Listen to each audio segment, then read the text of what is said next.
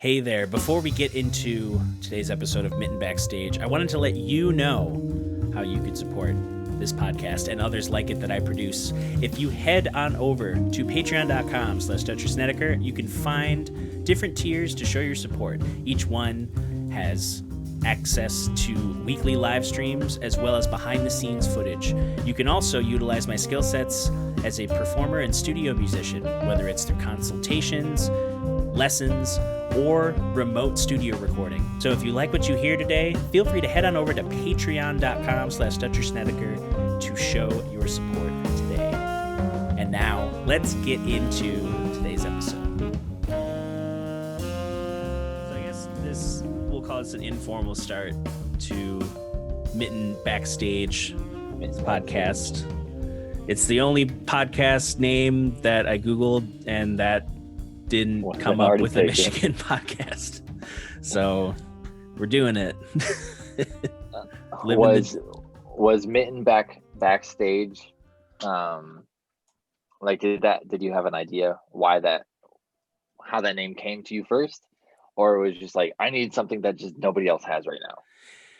It was kind of a mix of both. I was thinking like, all right, talking about Michigan music, and there's definitely podcasts about Michigan music, but I needed a way of kind of conveying, like, you know, it's in a sense, it's like a blend of formal and casual, and like anything Mitten it's like, it's a brand, but it's also way more casual than like the official Michigan something.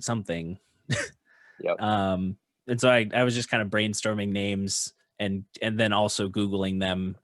And I also just did a broad search of like Michigan music podcast. But yeah, it's also a good hashtag. Hashtag Mitten, especially right now, because winter is coming. Yeah.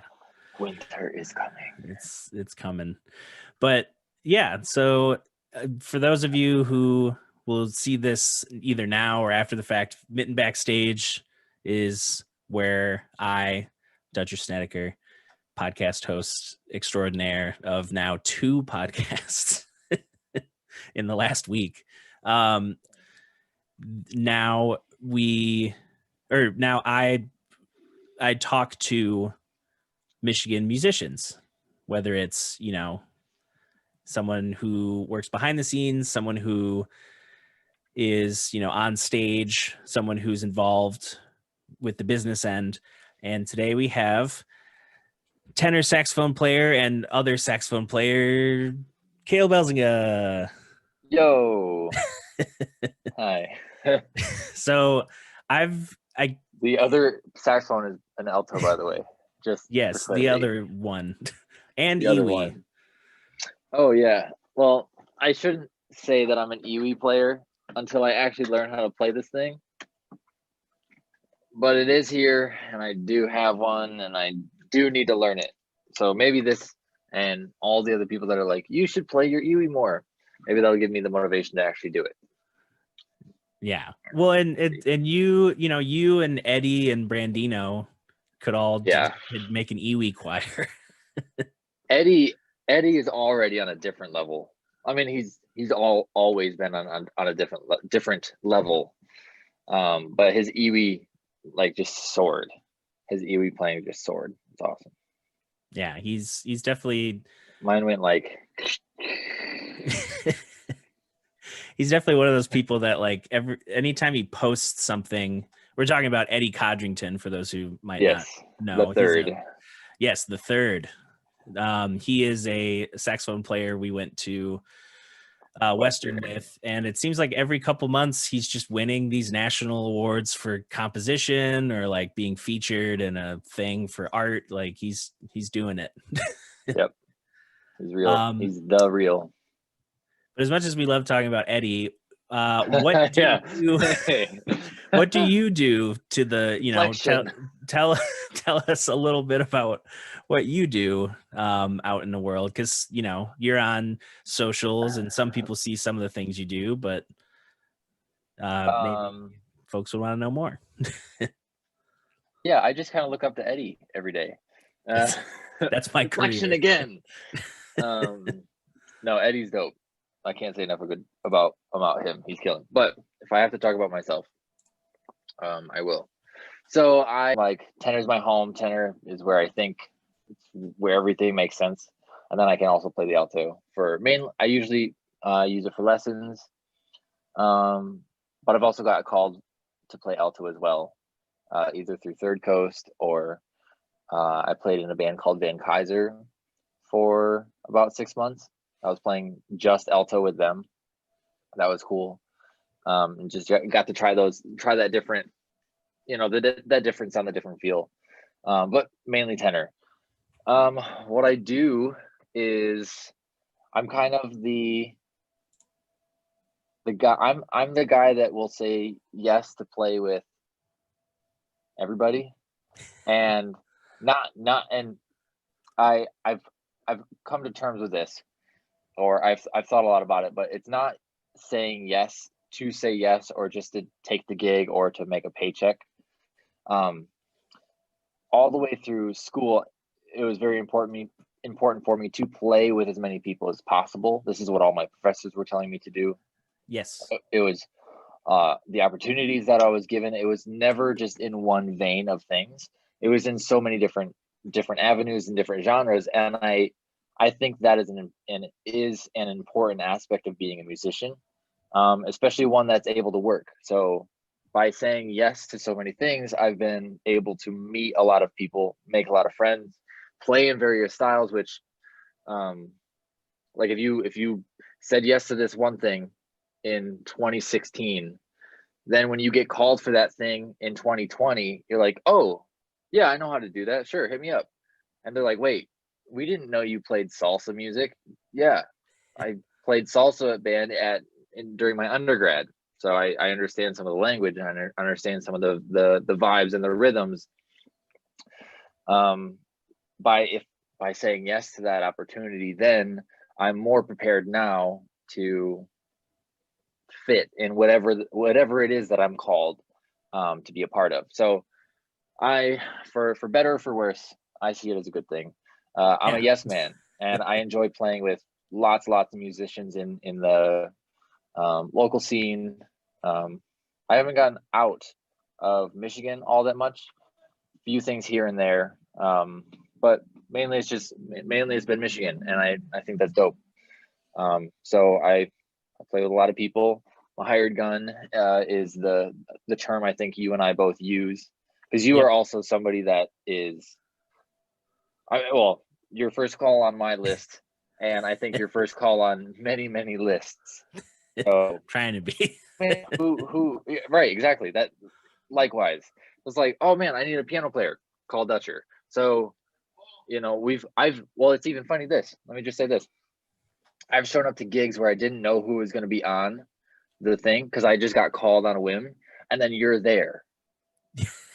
Like you got called on the same like offshoot thing, and then it's like, oh yeah, of course you're here. Why not? I'm here. So yeah, I love the surprise. I love the variety of all of it. And yeah, so that's what I try to do. I play saxophone. I try to play saxophone with as many people as possible, as often as possible, in as many various projects and styles as possible. Yeah, and you definitely we play together in we have played together in groups like Benjamin James Band and Blushing Monk and the Gravestones. And Moods. random Brad Fritcher's Moods, like just all the all these different styles that kind of call for a different the Underground Circus. Actually, Underground Circus. What's funny is I actually found the first, well, they're both on there. The Underground Circus albums are on Spotify. I guess I knew this, but I didn't know it. And I actually this past week went and listened to the first album through, and I was like, whoa, I totally forgot about all of this stuff. But that was like back in 2016 probably. And so I had just met you at that point. Just met you, Justin and Brad. and then that album happened, which was crazy. So anyway, yeah, we've been in so many projects, either consistent projects that continue to gig, or just like a one-off shoot. Like, hey, Blue Water Kings, we need a little band for this, or I need a jazz quartet for this. Yep. Cool. Let's me, and whoever else we can put on it. So yeah, there's one, and it shows too, like, you know, we've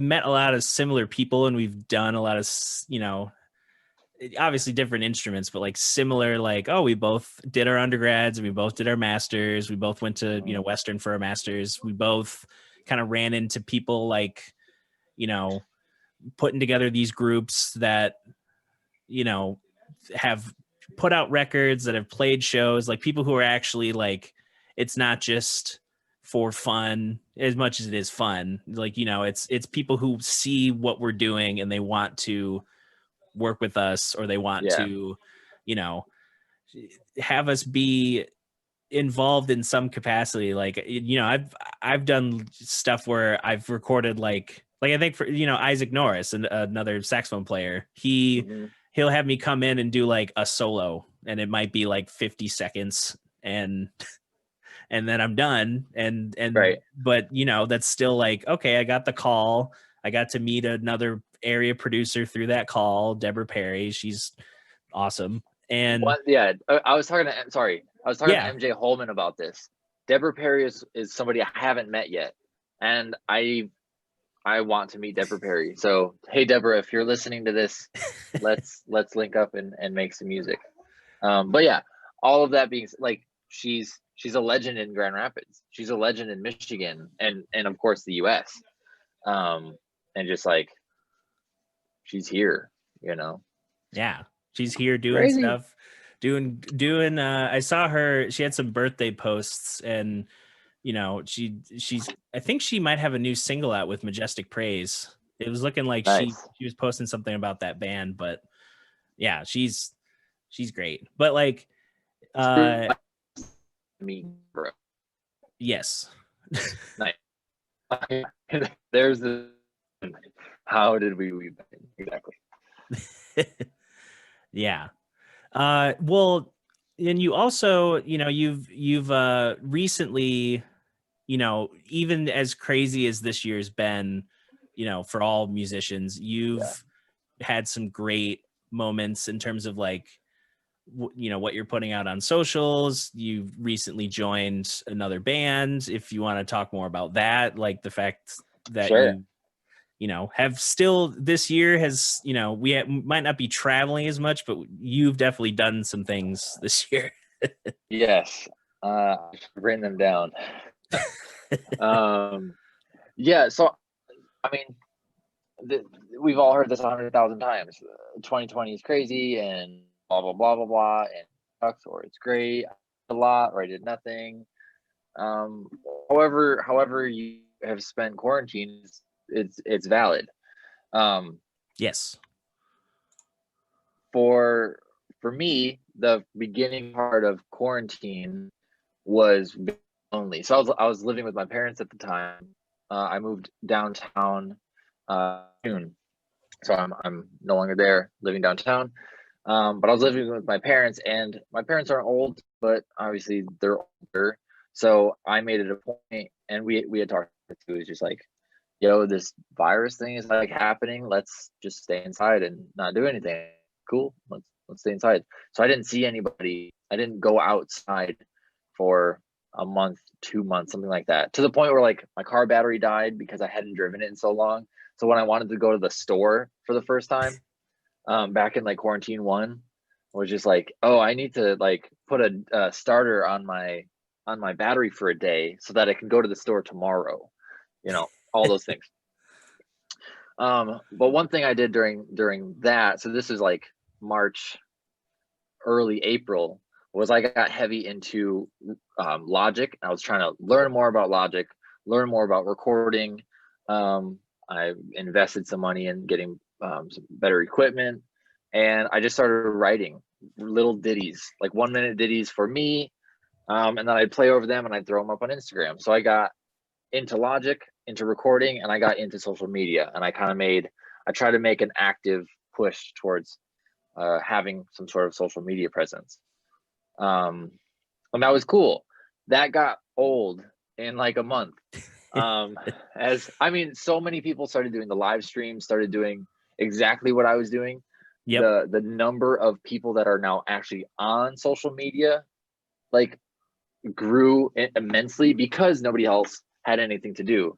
So it before COVID, having a social media presence was like was another grind on top of your daily grind, whether that's gigging or teaching. Those are full-time jobs by themselves.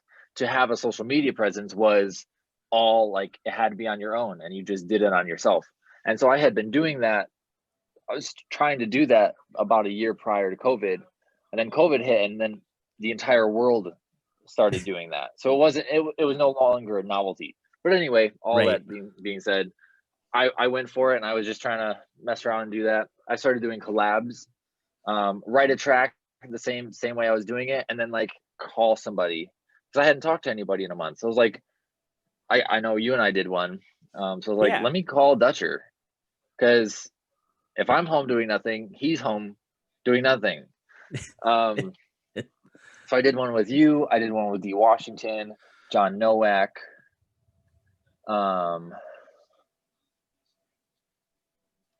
Who else did Maybe. I did a lot of drummers. Yeah. Well, I even have some that like I've written and sent out, but I haven't gotten tracks back for it yet. So they're like still in limbo, which is kind of a cool thing. You But did yeah. one with didn't you do one with Haruki and Andy, like a Tasty Tuesday Oh clip? yes. So that was we did that before COVID. They actually released that January 1st of 2020. Oh, okay. So it's That still was the this Tasty year, but Tuesday. Yeah. That video was awesome. The paddle bots are so killing. yeah, I sent them one, like, I don't know when, but like, that it was definitely like I sent it to them this year. I think it was during like later in February. So I'm like, it probably got pushed way to the back, and and Yeah. maybe like, it'll come out next year, but Well, I because don't blame them for it's not like their priority was like, hey, he sent us that clip. I gotta get it done. time to work. Well, because I Yeah. know they took a break from Tasty Tuesdays, I think for maybe like halfway through COVID, or like early COVID.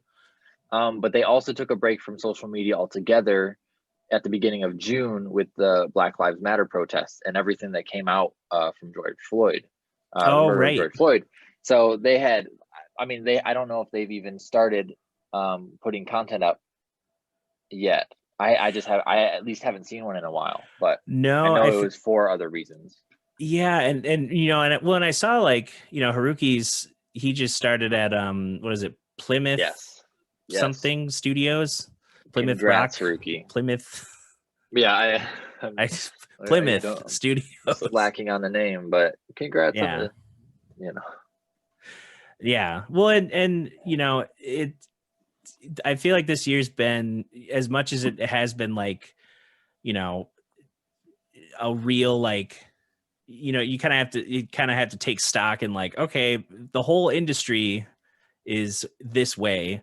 What is something that I have control of? Because I feel like as Yeah. musicians, even pre-COVID, we had like, we had all, make sure there's Spotify playlists and social media metrics and video content and audio content and albums and promo, and get, there's the rule of like, show somebody at least 7 times before they commit either way. So you got to, like, have your campaign for an album you haven't even conceived yet ready. Yeah. And it's Yeah. like, It's so much pressure. but like, I feel like, as for me, it's been a little bit nicer to like not have as many of those things. It's just like I'm able to, kind of set my own pace. And there were some things I had to do with Earth Radio Yeah. for our album this year, but most of it was like, okay, let's, like, why not? Let's try doing some collaborative stuff where I have to learn video editing or learn Yep. software. Like, yeah, like I remember when we got together with Evan Taylor in July, and we like just made a track or two in Oh his yeah, at basement. his house. Yeah, exactly. And it's like Yeah. those moments of like, okay, we all have nothing like so pressing that we can't like hang out, you know, even in like a small capacity. Like, we're not going to bring a full band, but we're gonna, you know, a couple of us are gonna get together, or we're gonna send stuff remotely, and Yep. yeah, it's like Well, ebbing and flowing. and all of the like being able to like the cool thing about the remote music, remote recording was I was doing that pre-COVID, and then I was able to jumpstart on that and like use social media to say that I was already actually doing that. And that led to other collabs too, and like actual work that started paying. And I'm so happy for that now, because obviously COVID's not gone, but I'm Right. still able to like record music from home. I did a collab with August the Band. They did Misery by Paramore, and they hit me up to play saxophone on that a couple months ago. That was awesome, and I was able to do it from home. There's a rapper from Chicago. His name's Nick.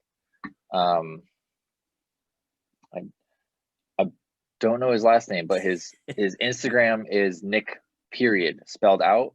So I Oh, actually okay. I don't know his last name. Anyway, he hit me up to write saxophone behind one of his raps. And then it ended up being something really, really sweet. I ended up learning his rhythm scheme. And then I made a melody inside of his rhythm scheme.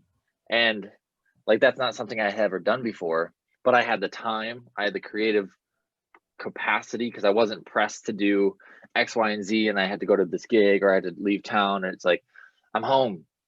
Thanks for hitting me up. Like, I really appreciate it. I have the time, and I'm gonna hook you up, and it's gonna be awesome. So that track came out in September, I believe, and it was sweet.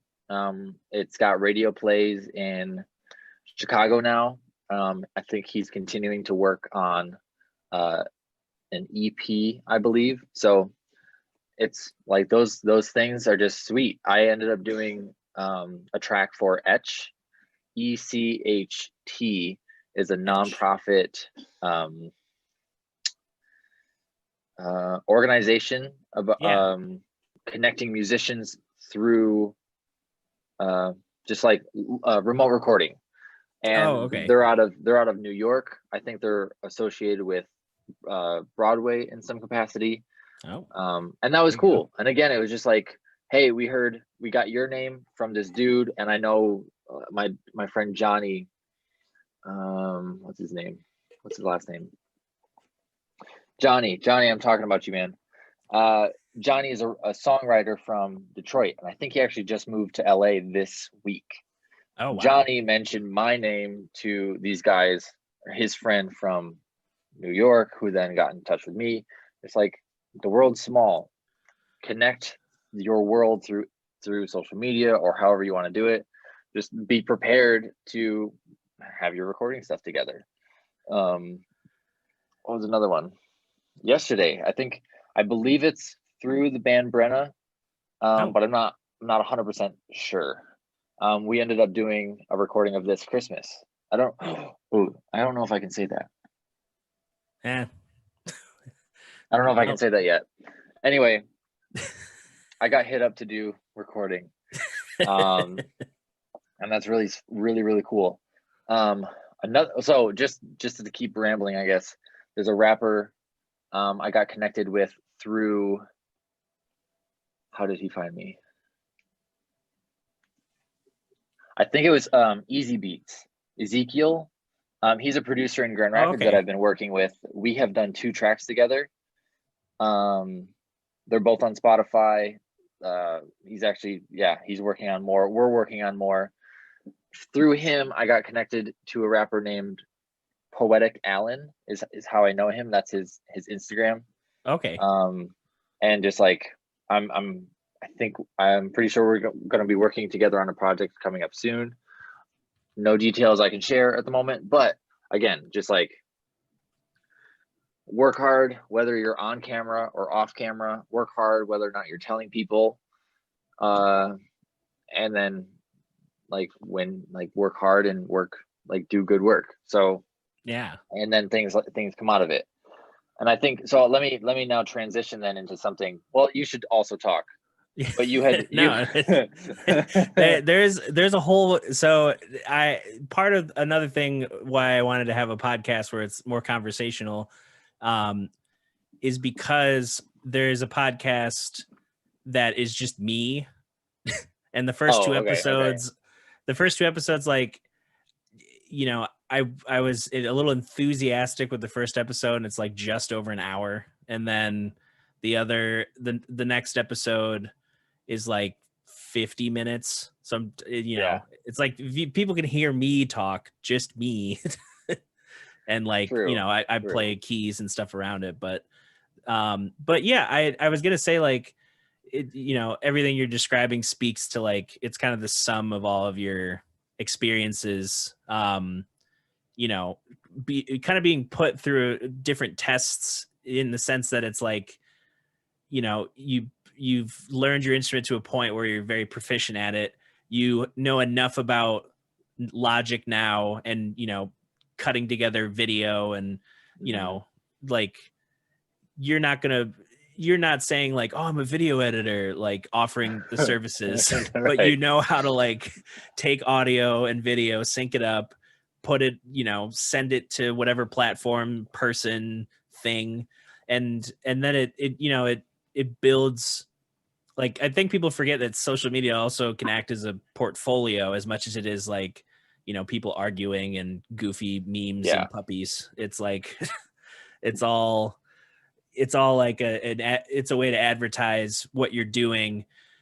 And there is that weird line of like, nobody wants to think of themselves as like a brand or marketing, or, like, because we see like the people who are these top performers on, Instagram, they might just be people that, you throw them whatever, they're like, oh, okay, I'll talk about this product, I'll do whatever. Like, I just, people just want clout. But then there is that big chunk of social media that is about sharing personal experiences. And I think that's something that,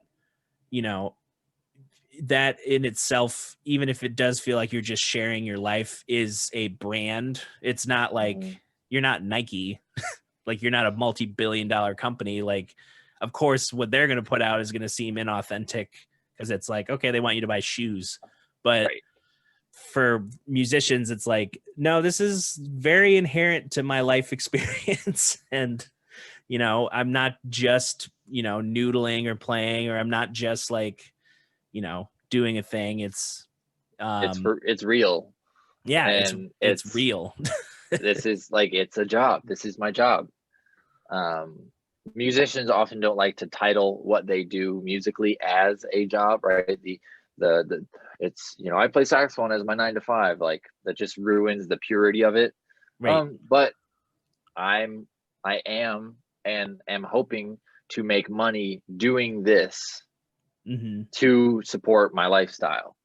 To me, that's what that's in every other capacity, it's called a job. So yes, when you make music, like, that is your job. How do you continue to make music and make money? You have to tell people, hey, this is what I do for a living. Yes. If you're a piano player and you are hoping to make a life through playing music, and you never mention it to anybody, you're just like, oh yeah, let's get beers, or let's go get a pizza, sure.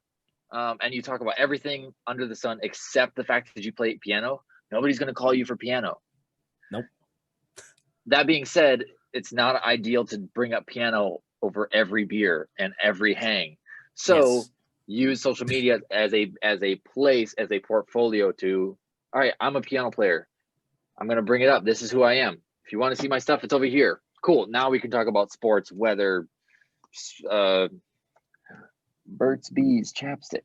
and whatever else you want to talk about, because it's you've created a spot that you've created a spot that is your brand, and you're able to market yourself through this. If you want me on your record, check out my Instagram. If you want me on your record, check out my Spotify, check out my EP. Musicians are using those as tools. Whereas what it used to be was, you heard them at a gig, you heard them at a club. Hey, you sound good. I have a date for you. Come over here. Well, now there's no gigs. So what do? We make online content. We make content online to say, like, this is what I do. This is what I want to do. This is what I am doing. Yes. Let's do this together. Find other like-minded musicians that are trying to make music or make videos. Like some this hasn't come through yet, but like videographers, even, like there's bleed in between these fields where it's like, I need music for my video production. Can we work together where you write me the music for this? Or film scoring. It's, hey, I have a movie, I have a video. Or yeah, I just flipped it. What would be the other one? I have this song, I have this piece of music.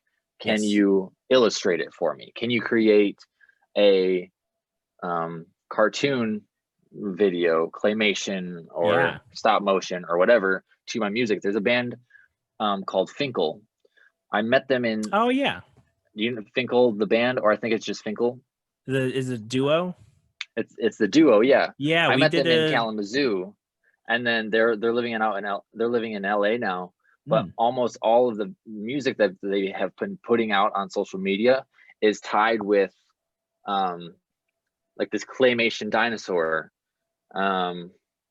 with inside the duo, or something like that. I wish I had a better description, like a better memory of it all. But so many of these fields are just now working hand in hand. It's not, so it's literally, if you want to go in this direction, there's people that you can talk to, which I think is amazing. Like I'm a saxophone player. Why am I how would I be recording with rappers? How am I playing with Broadway vocalists? It's because the internet. Cool. I'm happy about it. Sweet. I think it's dope. Yeah, it was, I was going to say that Finkel, I met them we did a show, Earth Radio, and Finkel did a show at Tip Top was it summer? I don't know. It could have been last summer. It could have been 20 years ago. But they're, they do a good job of like wearing their brand, not just in terms of like, I wear my own merch. It's like they wear their artistic ideas, on their sleeves as they're performing, while they're talking to people. And it made me think of, I can't remember how to pronounce his last name, but that Toby guy, I think his name is Toby. He's like, I gotta remember his name. He wrote that song, like, Try Jesus, but not me, because I'll throw hands. And he's like, anytime you see him, he's like surrounded by his family and, his bandmates.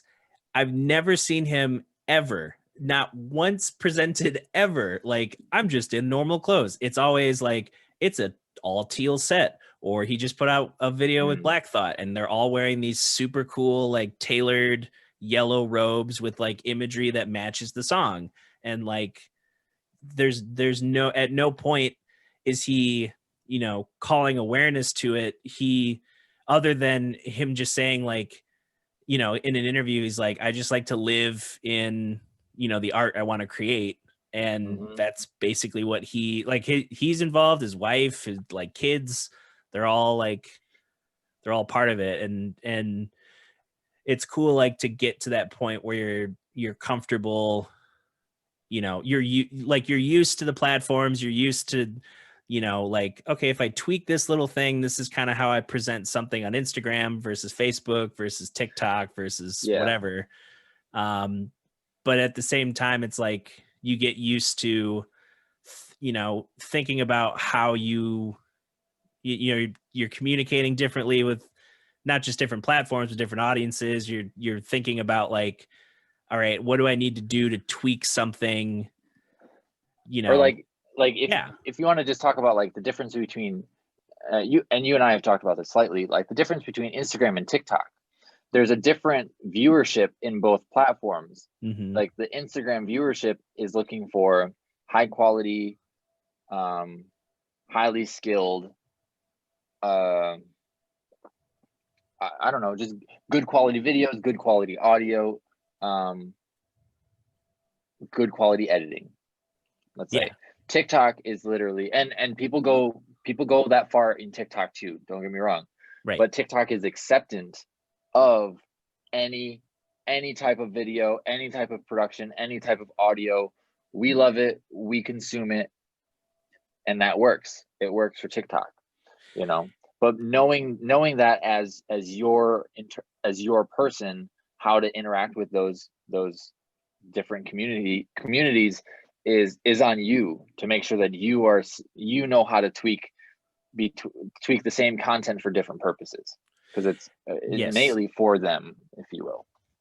Yeah, well, and it's so funny how much, like, I try not to, like, the whole thing about like, understanding your, search engine optimization and analytics and, audience conversion rates and all that. It's like, that's all like, Lost me.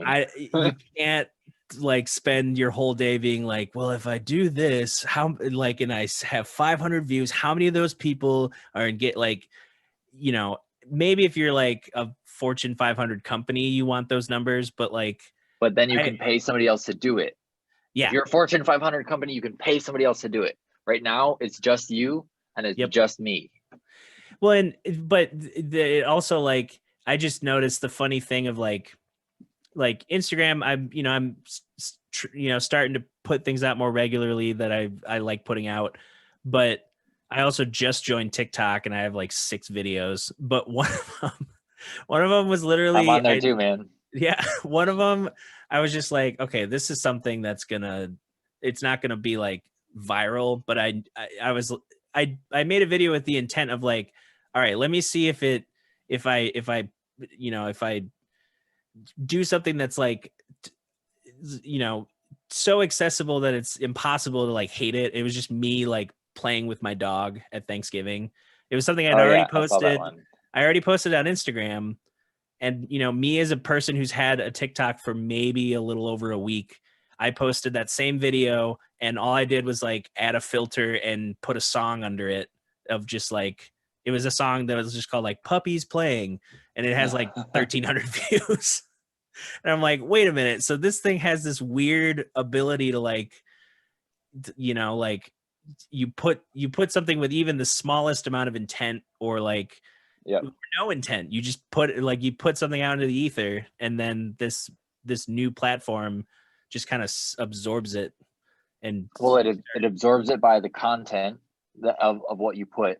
It absorbs it through what they have is called the For You page, which is every like the For You page is the Instagram Explore page.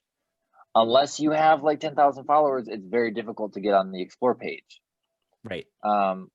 If you have 0 followers on TikTok, you can be on the For You page. That's why people love it. It works that way. On top of that, you also get tagged inside the song. The song has its own algorithmic pull. There's like songs themselves on TikTok go viral, and then the trend of the video is because of the song, not because of the trend. They go hand in hand. Because what you can do, if you click on the song, if you click on the audio, you can go and see how many people have used that specific audio, not just and like it got scary for me one time because I have 2 videos on TikTok that went viral. One has like 800,000 views, the other has like 500,000 views. The crazy thing about that is I can click on my video, on my original sound, and there are like 12 people that thought my video was funny or good or whatever, and they used my sound in their video. Oh, you know what I mean? So now like, it's not just about the video, it's about the audio. So many people are now not just trying to upload music to Spotify and Apple Music, they're actually uploading music to TikTok as a music streaming platform in the hopes that one of those songs goes viral. Because of the nature of TikTok, if your song goes viral on TikTok, game over. Yeah, Jason Derulo, game over. Yeah, you know. Did he like have a resurgence on TikTok? Yes. Yes. Because he's like, he already was like boom, and then he did have that like boom. He had that period where it's like, okay, he's putting out stuff, but it's not as big as the hits before. He has like 2 or 3 that I know of, and I'm not very active on TikTok, but there's 2 or 3 that I know of that went viral. Entire dance routines or jokes or scenarios that go along with his songs that every single person on TikTok, whether they were a dancer or they were not a dancer, they did it. Like even bad dancers who just wanted to have fun, like did it. Wow. Well, it's a crazy cultural like phenomenon. Phenomenon. Say it again. Phenomenon. Wow. Okay. I'm drinking water here, folks. He's an expert. Phenomenon. It's M. Comes first. Phenomenon. Yes. Oh wow. Okay. Yeah. Well, no, it's crazy. I didn't know.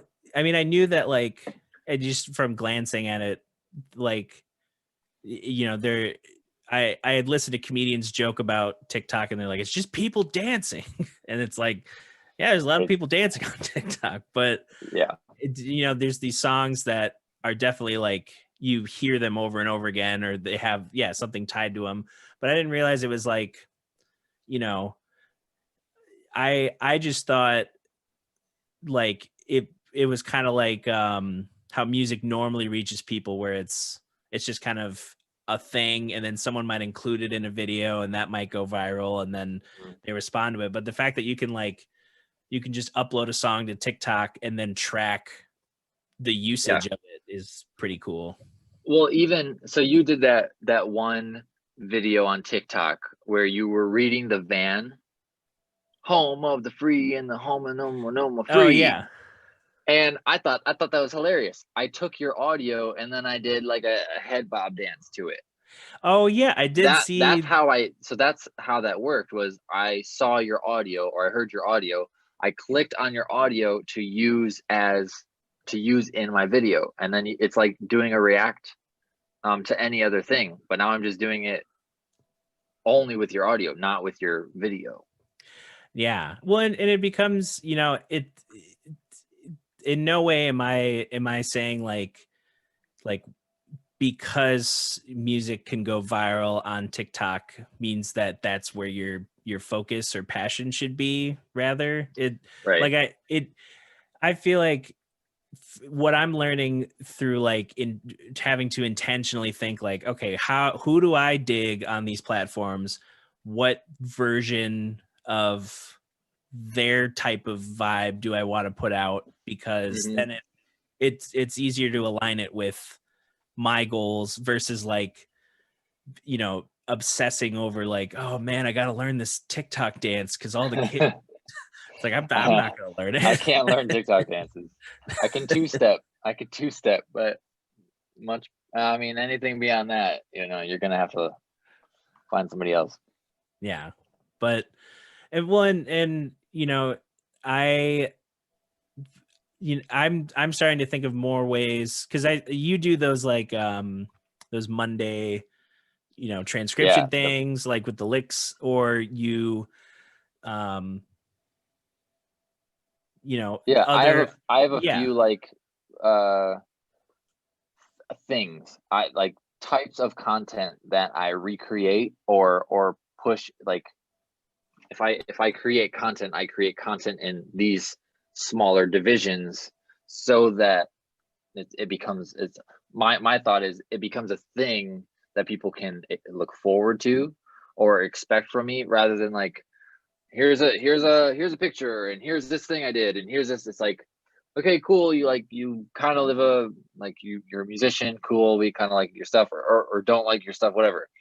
If I can create with inside of something specific and have that recreate, then people can like either visually or audibly see something coming back. Now Yes. now there's something that they can hope for, or something that they can expect from me, and in turn I hope that I can meet that expectation.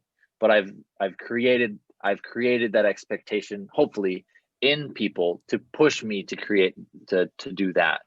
So like the Monday things, I'm doing a Monday melody series where I either really liked a line that I transcribed from somebody, or write it out and transpose it for every instrument, and then I'll play it, or I'll just improvise something that I think is cool, and I'll write that out and give it to people. But that, like, I did that for people, so that they, like, a lot of people respond well to, like, they learn through reading the sheet music, they learn through seeing the notes on the page with the chords on top.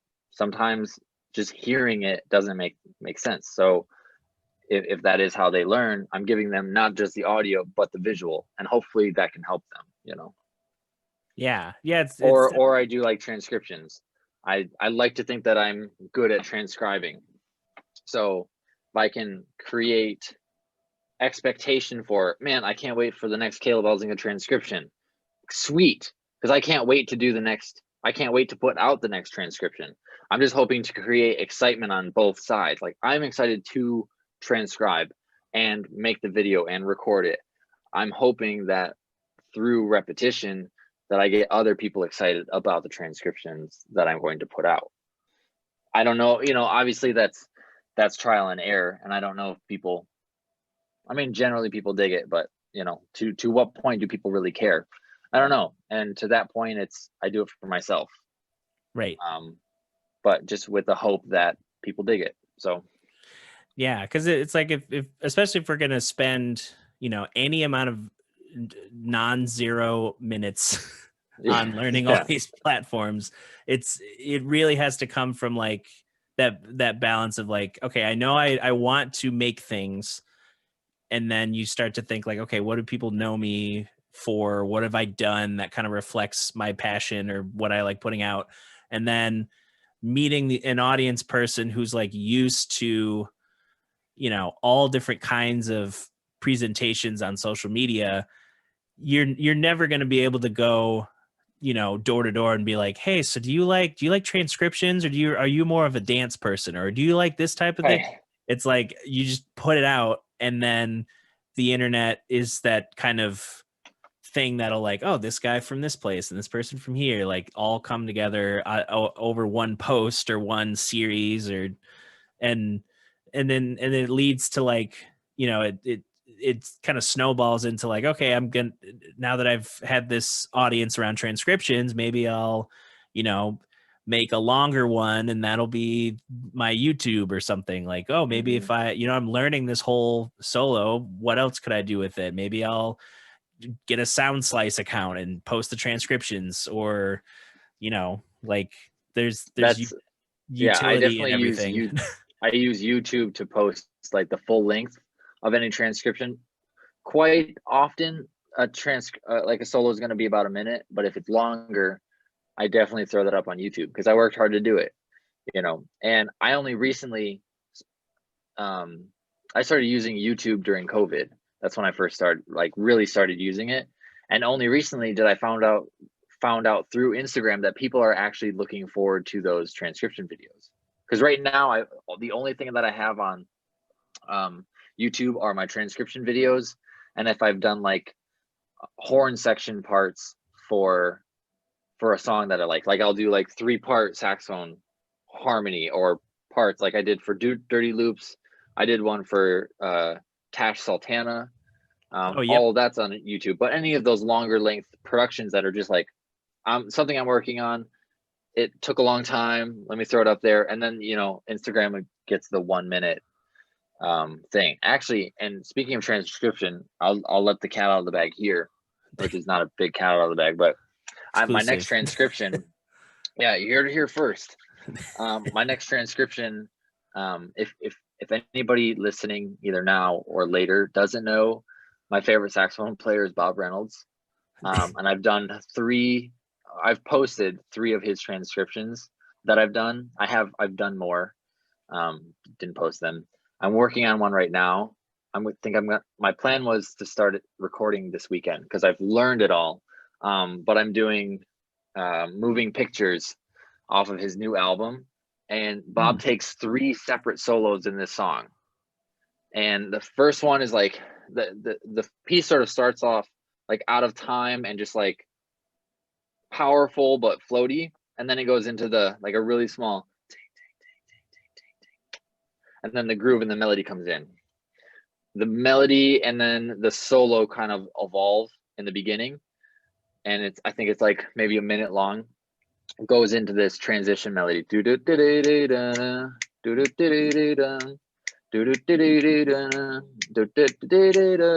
whatever. Can't sing. That's why I play saxophone. So it goes into that. He takes another solo after that for like 20, maybe 30 seconds, transitions into piano solo, transitions back into that transition melody, and then he plays a solo. Like the last minute of the song is then another solo. So this is like a big project, like three different solos inside the same song with transitional material. I've learned every note Bob's played on this song, like to the T.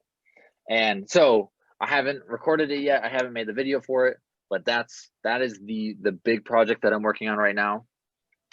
So if anybody's watching, like, look out for that one. It means Bob Reynolds. I've never met him, but him and his music mean a lot to me. So anytime I like go in on something Bob Reynolds related, like it's big for me. So I try to make every moment of it count.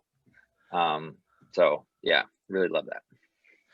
Yeah, it's definitely like, you know, that's what gets us playing. I feel like, you know, as much as a kid, I played piano because it was, you know, I saw my dad playing piano, or I grew up listening to pianists that he would play. My family's musical, and you know, having a music teacher who set expectations, and I'm, you know, as a kid trying to, every adult that's like, they're paying attention to me, it's like I gotta do something. And so as much as like that was part of it, there are those moments along the journey where you hear like a dude that's just like, you instantly hear them play and you're like, that should be me. Like, what? That's what I want. That's to me, that's Bob Reynolds. Yeah. Every single waking day is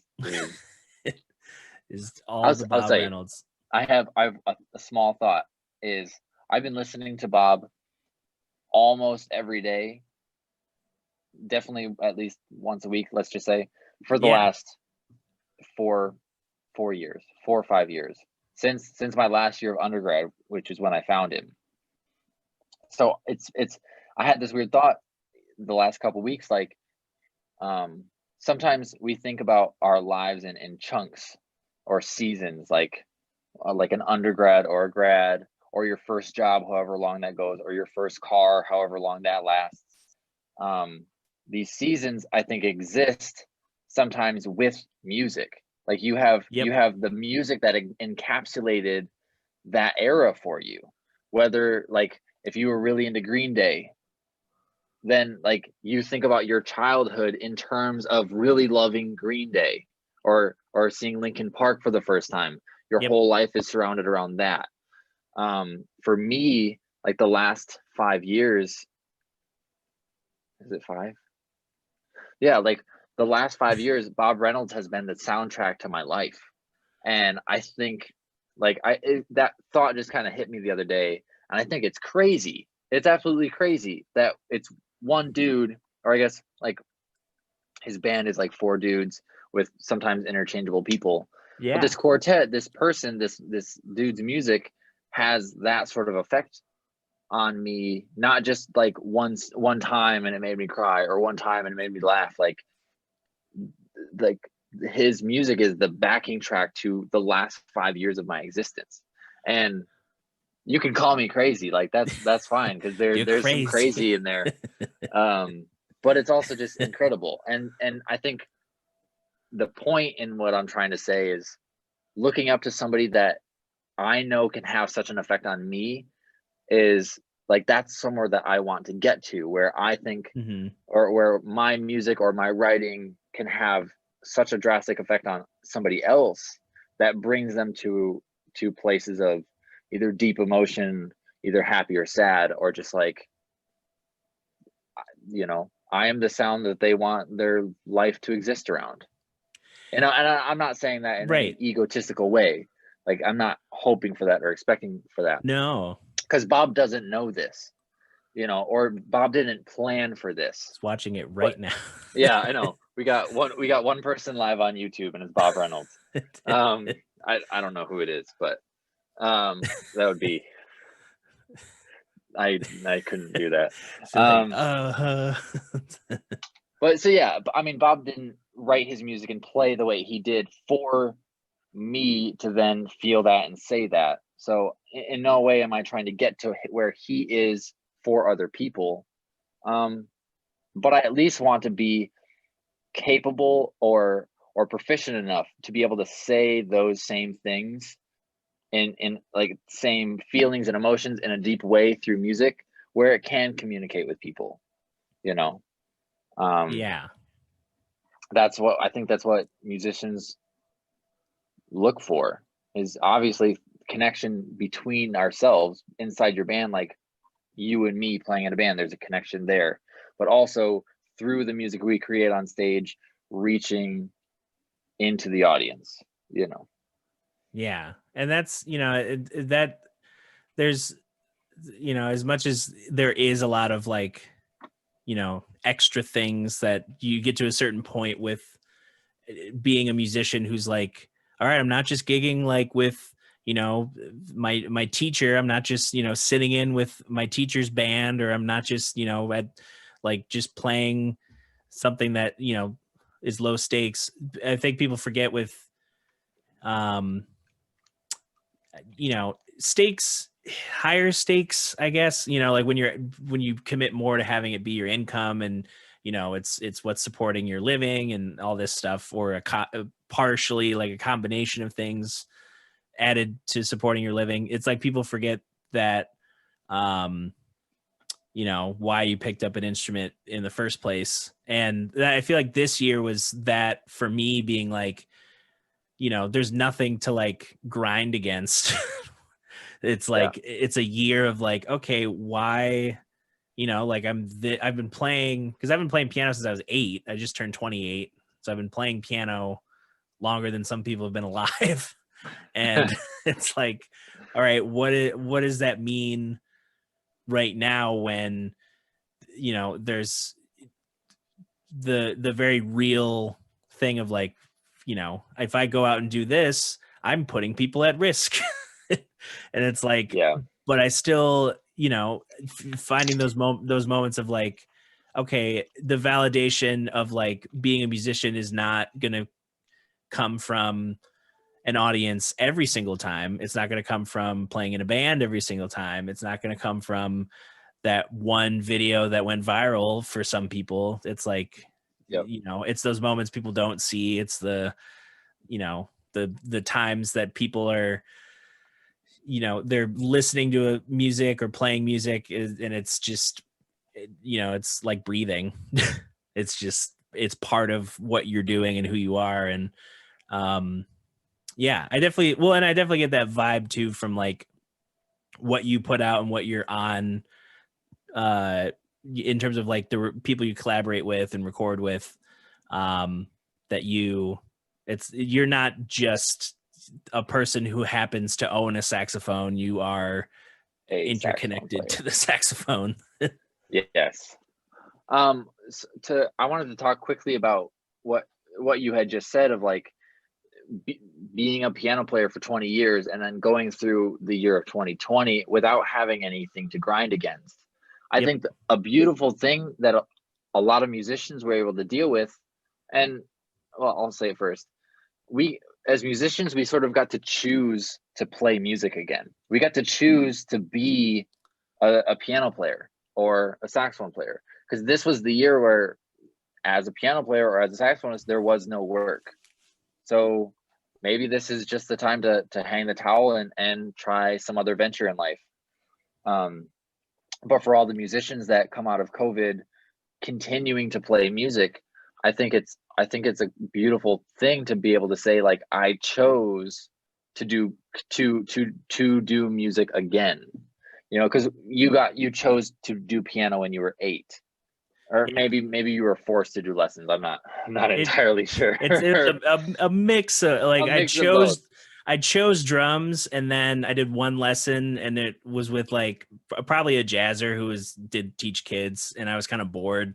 So, and then the next instrument I chose was piano, because I was like, oh, it's kind of like, you know, it's a big thing I can play.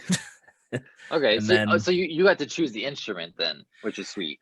Yeah, everyone in my brother and my sister, all of us, my dad was like, you're gonna start taking instrument lessons. And, you know, after high school was kind of the point, or rather during high school, I guess, was the point where we could have said, like, we don't want to do music anymore, and I was the only one left doing music.